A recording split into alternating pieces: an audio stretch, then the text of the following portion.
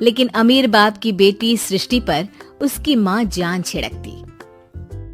मेरी बेटी कितनी प्यारी है, भगवान सबको सृष्टि जैसी बेटी दे।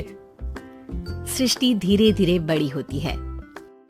एक दिन सृष्टि की सहेली कहती है, तू दिखने में कितनी अजीब सी है, लेकिन मैं जानती हूँ हम सब में सबसे अच्छी शादी तो तेरी ही होगी। तेरे पापा अमीर जो है।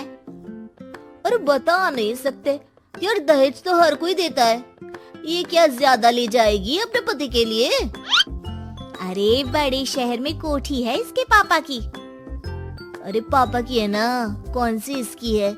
इसकी होती तब तो कोई भी लड़का इससे शादी कर लेता। अरे पापा की मतलब पापा की है तो मेरी ही है ना? किसने कहा? अब तेरी तो तब होगी ना जब तेरा भाई ना हो। वैसे भी शादी के बाद सारी प्रॉपर्टी भाई के नाम होती है। सृष्टि समझ जाती है कि उसे किसी भी हालत में माँ बाप की सारी प्रॉपर्टी को अपने नाम करना है, लेकिन कैसे? एक दिन सृष्टि का भाई शीनू कहता है, बहन क्या कर रही है? तुझसे एक बात करनी है। अरे हाँ करना, मैं तो तेरी बहन हूँ। बहन मेरी लाइफ में ना एक लड़की है, बहुत अच्छी है। मैं सोच रहा हूँ माँ और पापा से बात करूँ शादी के लिए। सृष्टि को समझ में आ जाता है कि भाई की शादी होते ही भाभी उसे एक दिन भी घर में बर्दाश्त नहीं करेगी। क्या बात है भाई, बताना कौन है वो? यार वो बहुत अच्छी लड़की है, पढ़ी लिखी है, मेरे साथ जॉब भी करती है। बस एक प्रॉब्लम है। प्रॉब्लम? क्या प्रॉब्लम है भाई? यार वो शादीशुदा है, लेकिन उसके पति ने उसे सिर्फ इसलिए छोड़ दिया क्योंकि उसके माँ बाप दहेज नहीं दे पाए। सृष्टि ये सुनकर न जाने क्यों खुश हो जाती है। अरे भाई तो क्या हुआ, लड़की तुझे तो पसंद है ना? शीनू को लगता है कि बहन उसे समझ रही है।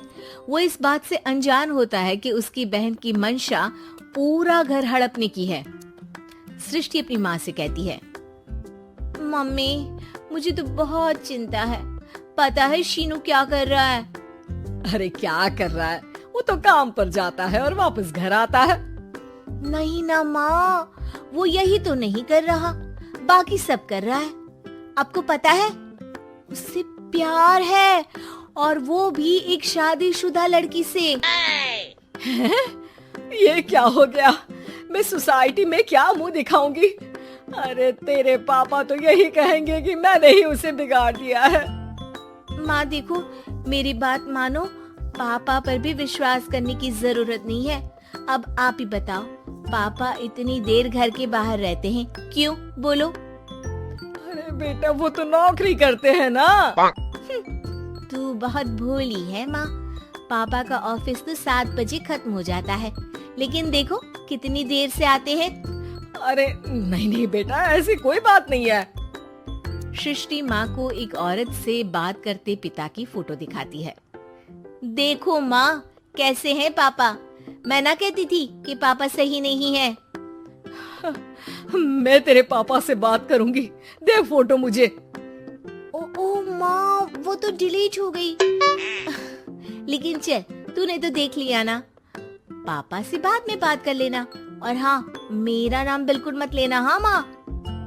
अब क्या था, सृष्टि के माँ और पिता के बीच झगड़ा होना शुरू हो जाता है। सृष्टि के मन में क्या चल रहा था कोई नहीं जानता था। एक दिन माँ, सृष्टि के लिए एक लड़का देखा है, वो लोग शाम को उसे देखने आने वाले हैं। और हाँ माँ, एक खुशखबरी, मैं और पापा मिलकर एक नया बिजनेस ट्राई कर रहे हैं। शाम को लड़का आता है, सांवले रंग का। सृष्टि को तो बिल्कुल भी पसंद नहीं आता। लड़की की माँ कहती है, लड़की का चेहरा तो कोई खास नहीं, लेकिन अगर मेरे बेटे को आप लोग सेटल कर दें तो मैं उसकी शादी आपकी बेटी से करवा दूं। सृष्टि को लड़का बिल्कुल पसंद नहीं था। उसे भाई पर गुस्सा आ जाता है। लड़के वालों के जाने के बाद कहती है, माँ देखा शीनू मेरे लिए कैसा लड़का लेकर आया, न दिखाने लायक न सुनने लायक, सेटल भी नहीं, वो भी हम करे। अरे माँ मैं जानती हूँ ये मेरी शादी किसी भी घर में क्यों करवाना चाहता है। अरे कैसी बात कर रही है बहन? तूने तो देखा ना, लड़के को मैंने ही मना कर दिया तुझसे शादी के लिए। जिसने लड़का बताया था उसने उसकी बहुत तारीफ की थी। बात आई गई हो जाती है, लेकिन सृष्टि का मन शांत नहीं होता। क्या करूं, कुछ समझ में नहीं आ रहा। मेरी शादी हो गई तो ये लोग पूरी प्रॉपर्टी शीनू के नाम कर देंगे। मेरे हाथ तो कुछ लगेगा ही नहीं।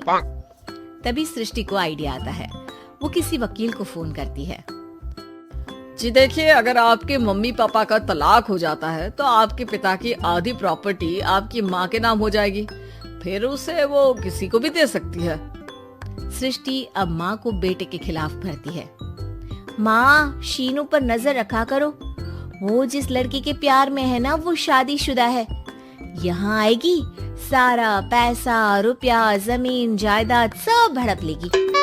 पापा का भी हाल तुमसे छुपा नहीं है। ऐसा ना हो कि मैं और आप एक दिन सड़क पर भीख मांगे। हे भगवान, मैं तो जीते जी मर जाऊंगी अगर ऐसा हो गया तो। ऐसा हो गया नहीं माँ, ऐसा ही होगा। अभी समय है, आगे का सोच लो। मैं तो कहती हूँ पापा से आधी प्रॉपर्टी लेकर अलग हो जाओ। पापा की आधी प्रॉपर्टी भी हम लोगों को अगर मिल जाती है ना, तो अगले 7 जन्म सफल समझो। बेचारी माँ बेटी के कहने पर पति से तलाक लेकर अलग हो जाती है। सृष्टि अब पैसों से गाड़ी और अपने दूसरे महंगे शौक पूरे करने लगी। उसके दोस्त भी उसके पैसे इस्तेमाल करते। सृष्टि, कल तुम कहाँ थी? मैं सारा दिन घर पर अकेली थी। तो मैं क्या करूं? मैंने ठेका तो नहीं लिया है ना तुम्हें संभालने का। माँ को सृष्टि से ये उम्मीद नहीं थी। वो बैठकर रोने लगती है। वहीं उसका पति यानी कि सृष्टि के पिता आ जाते हैं। मैं जानता था कि तुम्हारा यही हाल होगा, तो आपने मुझे रोका क्यों नहीं? मैं रोकता तो तुम रुकती क्या? सृष्टि के कहने पर तुमने मुझ पर अपने बेटे पर शक किया, लेकिन तुम ये भूल गई कि कैसे हम दोनों ने मिलकर जीवन में इतना सब खड़ा किया। माँ पति के गले लग जाती है। मुझे माफ कर दीजिए, मैंने आपकी कमाई का एक बड़ा हिस्सा गवा दिया। कोई बात नहीं, तुम साथ हो तो मैं ऐसी 7 प्रॉपर्टी खड़ी कर दूंगा। तभी वहाँ सृष्टि आ जाती है रोते हुए। माँ, मयंक ने मुझे छोड़ दिया।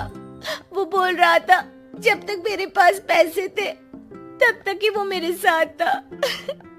पापा, माँ, मुझे माफ कर दीजिए।